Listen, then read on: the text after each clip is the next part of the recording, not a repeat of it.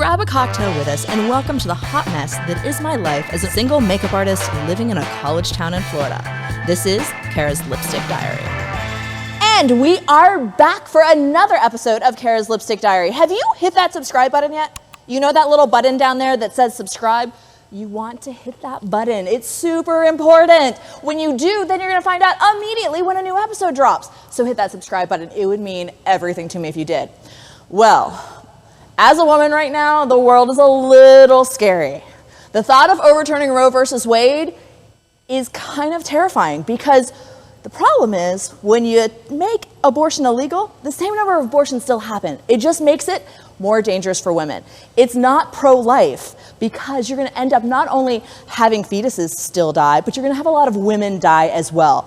This implicates us in so many different ways because there's also a lot of things that happen during pregnancy that medically make it necessary for there to be an abortion in order for the mother to survive the pregnancy. So I am beyond thrilled to have Dr. Laurie back on another episode to discuss in more detail what it will mean if Roe versus Wade is overturned, which by the time this airs, it might have happened. So let's make a cocktail because y'all, this episode is gonna make me a little bit feisty. So I don't even know what this stuff is, but it's a really pretty bottle and it had a recipe on the back of it. And it won an award for women's wine and spirits. So like, you know, I'm all about women entrepreneurs, so I had to pick up a bottle of this. So this recipe is super easy, you guys. It is 2 parts of whatever this stuff is called.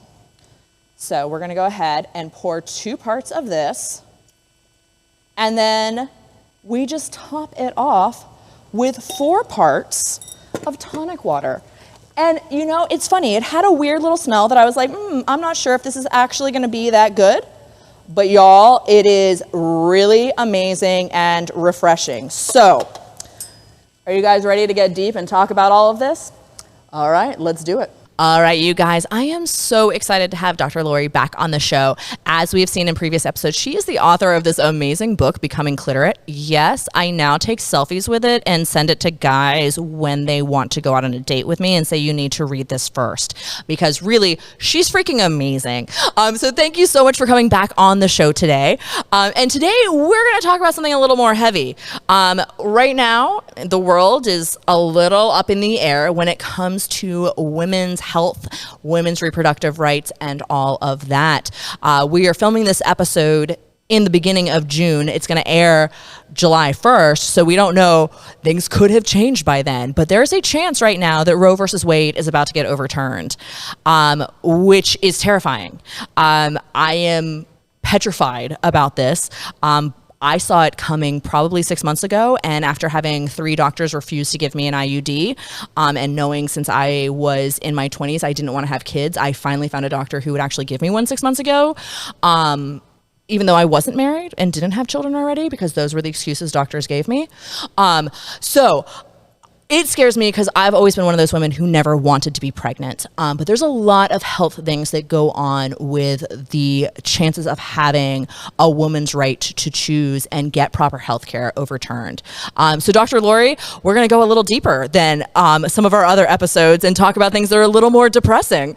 So thank you for agreeing to chat. Yes, it's such an important topic. Now, I missed what you said. Why did doctors refuse to give you IUD? So I had 3 different doctors who gave me different reasons, but the overarching reason was I was not married, had not had children yet.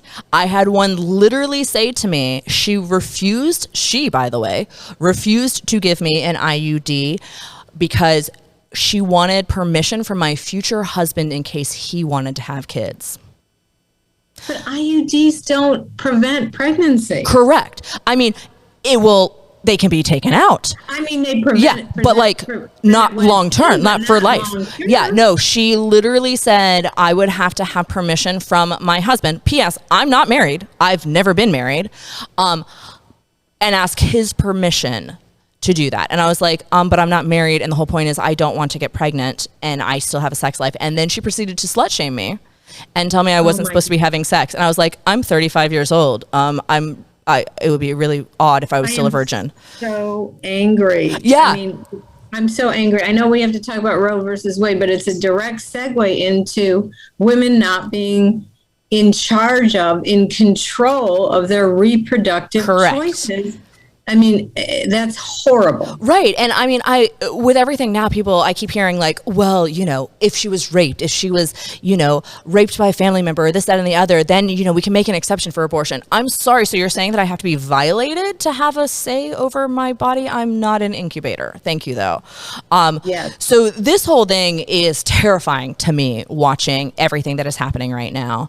And you probably know the stats a little bit better than me, but like, when abortion is illegal, there's still typically just as many abortions, correct? We just lose the safety for women's health in the process.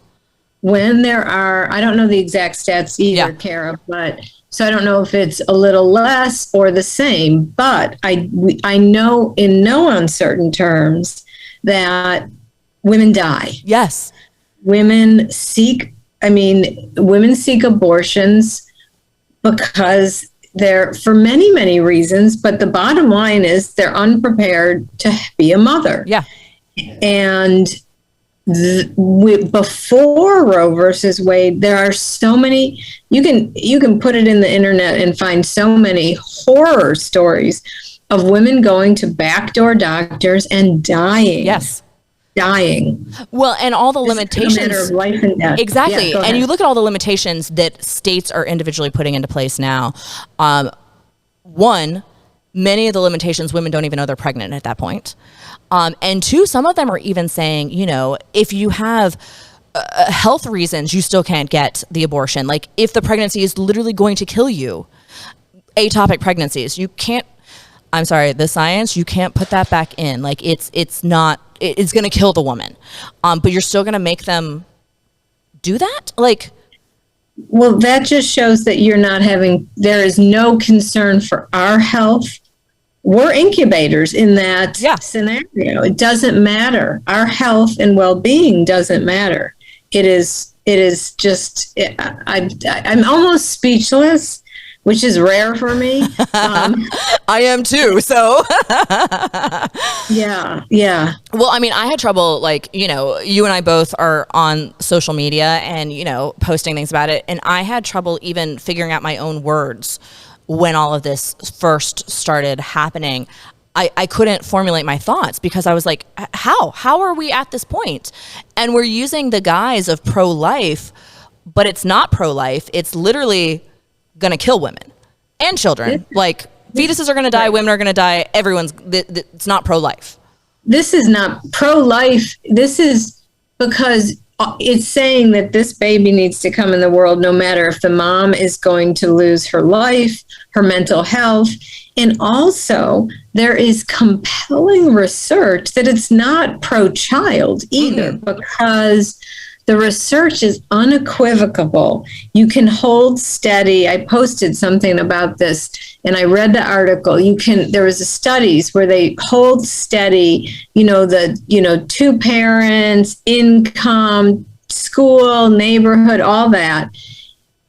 Children who were wanted versus not wanted fare much better. Children who are not wanted fare much worse, even in good, quote, family socioeconomic status situations, in all types of measures, mental health, scholastic achievement, all of that. So we can't say this is about a good, giving a child a good life, because the research does not support that. Well, and that's the thing. All of the research goes against what is being touted.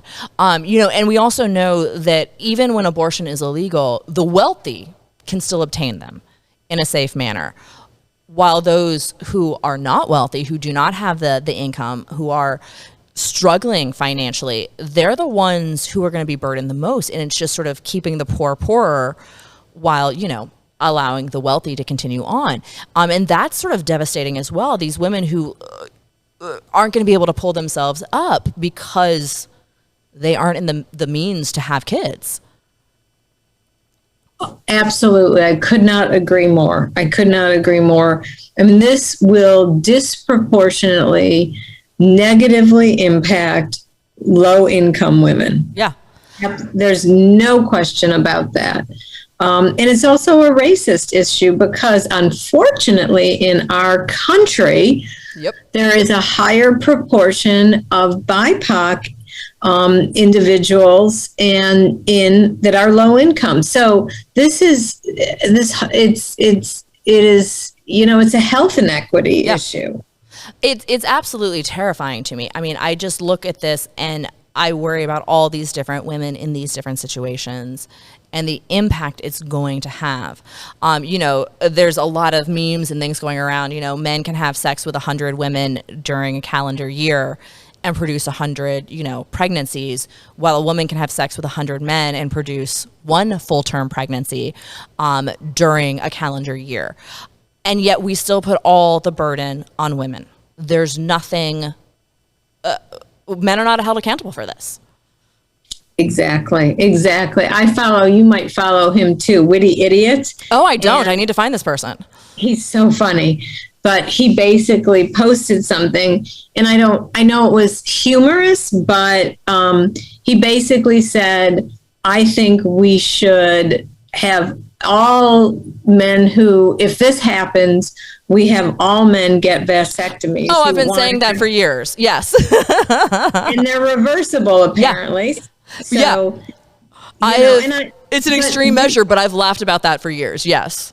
Yeah. And then people are saying, well, and then what, birth control is harder to get. Yes. So it's the whole thing. It starts to reek of The Handmaid's Tale. Oh, 100%. It's so weird because that was actually my favorite book in like middle school and high school. I was obsessed with that book.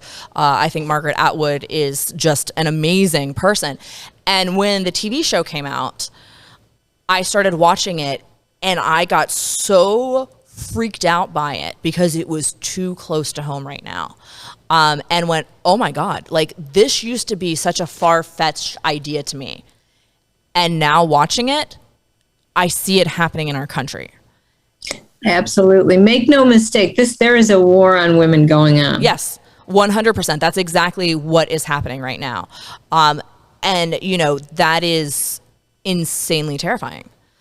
Because we are more than incubators. I'm sorry, we're way more than incubators, and we don't need to explain why we don't want to have children, or why we do when we do. It's no one's business. And this is scaring the living daylights out of me. It's terrifying. And I don't know, there's another piece of research I feel like I want to share. There was a study called I just think it's important for people to know the science versus the propaganda. Correct. Not that there's anybody arguing this is for women's health, but that used to be the argument. But there was a study called the Turnaway Study. It's now a book, and it's a long-term longitudinal study where they followed women who had an abortion, and they followed another group of similar women who were turned away because they were just above the gestational limit for an abortion. This was way before Roe versus Wade was threatened. And what they found is those who were turned away had worse psychological and physical health across time. Yeah. Well, and we also, we know that psychological things can impact us physically. So that makes 100% sense. And I think that that's one of the things, I keep hearing those who want to overturn Roe versus Wade, the emotional impact it's going to have on women having abortions, I think it's far more, and the study shows, hurtful to force a woman to carry a child to term when they don't want to. Absolutely. In this study, it showed it on all dimensions. Now, over the 10 years, some of the psychological impact did wane over time, but immediately after and for a while, the women who were turned away, devastated is the word. And the physical health dimensions never leveled out. And that is terrifying. Because if this gets overturned, even with just the bills that we're seeing passed on the state levels, it's going to happen to more and more women. And they also always say, well, you know, if you abort the child, they could be the one who cures cancer, da, da, da. Well, that woman could be that person too. And by forcing her to have a child, you're taking away her future as well. Right. And that, why don't people, like, I'm sorry, why is this not thought about?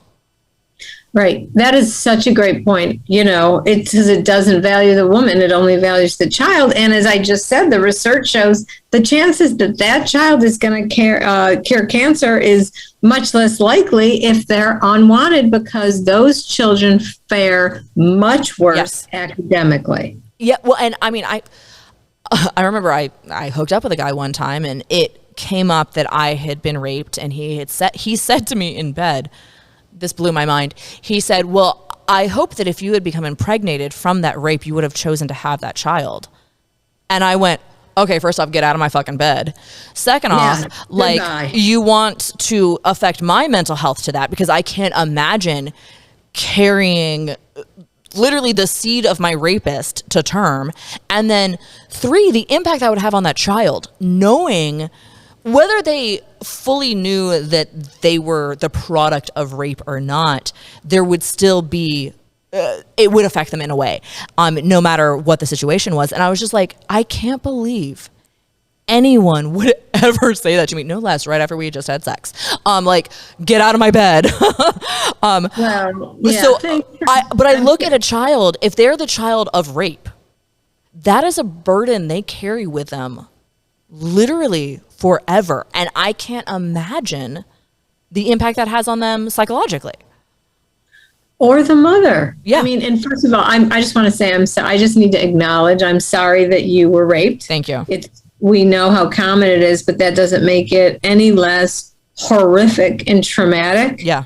And to think about carrying a baby from that, I mean, I'm a psychologist, okay? I'm here to tell you, I don't have to tell you, you know, you lived through it.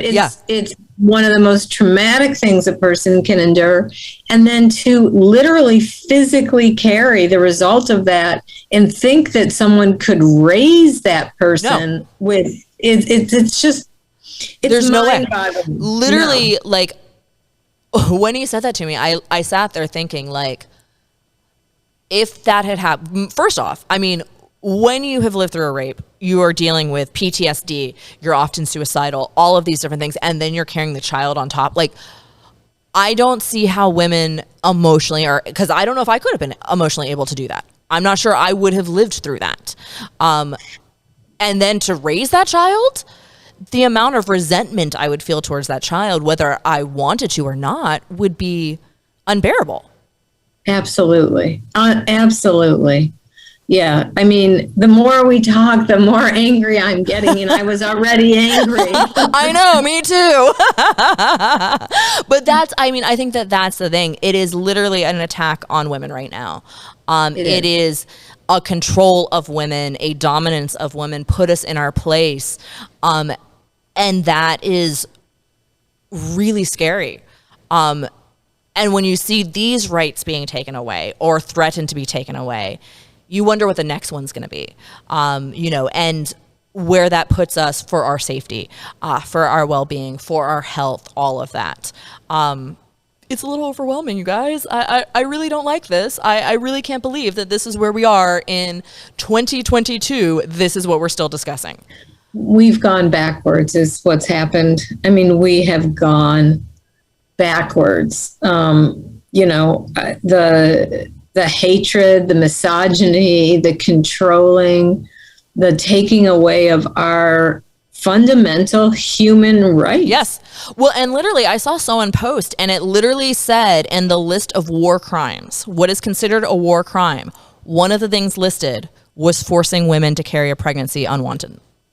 Like, I was like, wait, are you kidding? And I don't know if this was an actual, but I mean, it does sort of feel like that is a complete violation of human rights. We had people up in arms because we had them wearing masks during a pandemic, and they were saying, my body, my choice. And I'm like, hello, my body, my choice. I'm not an incubator. Please don't force me to carry a child to term.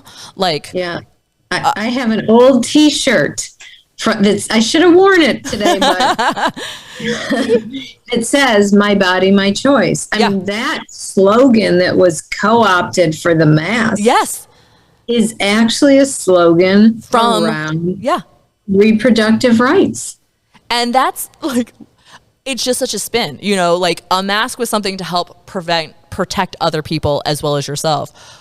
Forcing me to carry a child, that's whole next level, people. Like, that is totally next level. I've known since I was a kid, I never wanted to be pregnant. I really can't imagine the impact it would have if I was forced to give birth. Because that is something I have never a day in my life wanted to do. I love kids. Anyone who knows me knows that I am like the freaking child whisperer. They all come to me. I love kids. Doesn't matter the age, infant, high schooler, all in between. I love kids. I've just never wanted to actually be pregnant or have my own kid. And that's your choice. Correct. That's your right. Correct. You are more than a uterus. Yes. Well, I think that that's what's so sad, is to like think about the fact that we are literally thought about purely for the fact that we can bear a child. We have more value than that. And to take those rights away is not okay. We, like I said, we're filming this in June. We are airing it in July. We don't know what's going to happen yet with Roe versus Wade. I was, looking up yesterday, like, okay, where is it standing now? What are some of the things that you're afraid we're going to see if it gets overturned? What was the question? What are some of the things, like, beyond what we've talked about, what are some of the other implications that you see happening if Roe versus Wade is overturned? Well, I mean, I think my biggest one is women's physical and psychological health, like we've been talking about. And, in their mental health, their mental well-being, their physical health, their physical safety. And that's where I've been focused. But now that you asked the question, something else is coming up for me. If this law says that women don't have rights, women are for baby bearing only, carrying a baby only, doesn't that give the message in general in our culture that we're not that important, we're not to be respected, correct, we're not to be valued?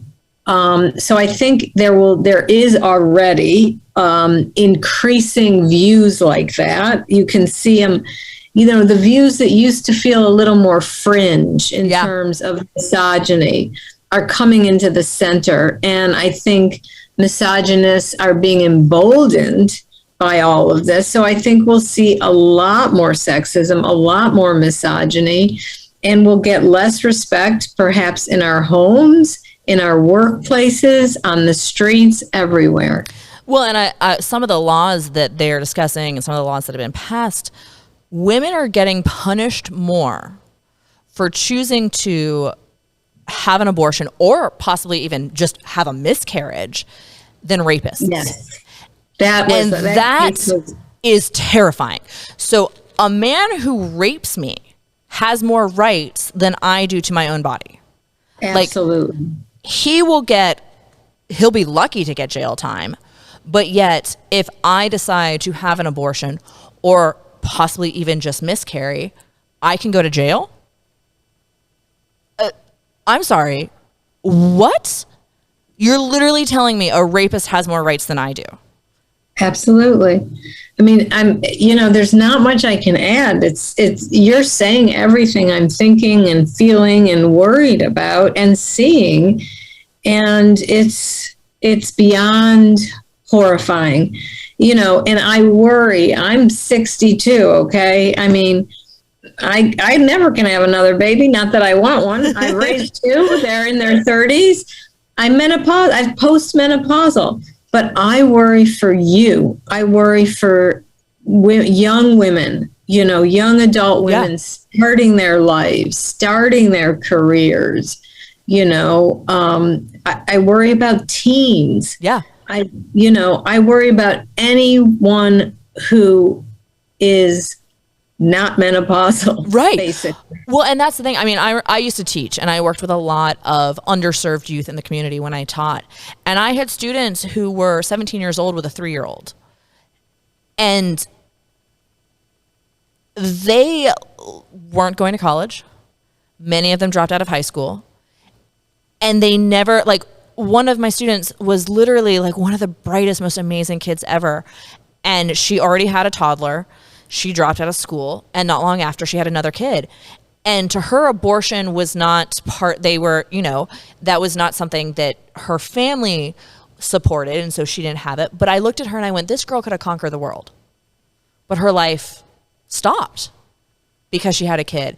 And if we take those rights away, it's going to happen over and over again. Because it would be great to say, like, let's do abstinence only. That ain't, that doesn't fly.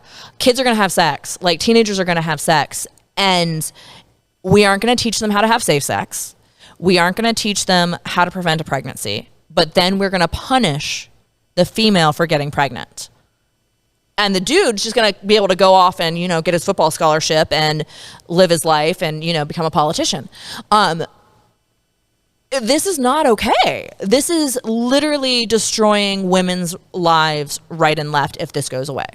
It really is. And I don't know where you are with it. I mean, we're having this conversation, I donate, to all the causes that can fight this. Yeah. Try to post on social media, but I don't think I've felt this helpless in a very, very long time. And I think that's, you said you were lost for words. I said I had trouble figuring out my words to post anything. That's exactly what it is. It's this insane feeling of helplessness. What can we do? I mean, other than vote, and remember that when we're voting, like, what's at stake, but like, I feel very helpless. I'm right there with you. And that's why, what can I do? I can do an episode about it. I can post an episode on the internet and say all of this, but is that going to really have an impact? Well, it's better than doing nothing. Yes. And that's why I'm vocal. Staying silent.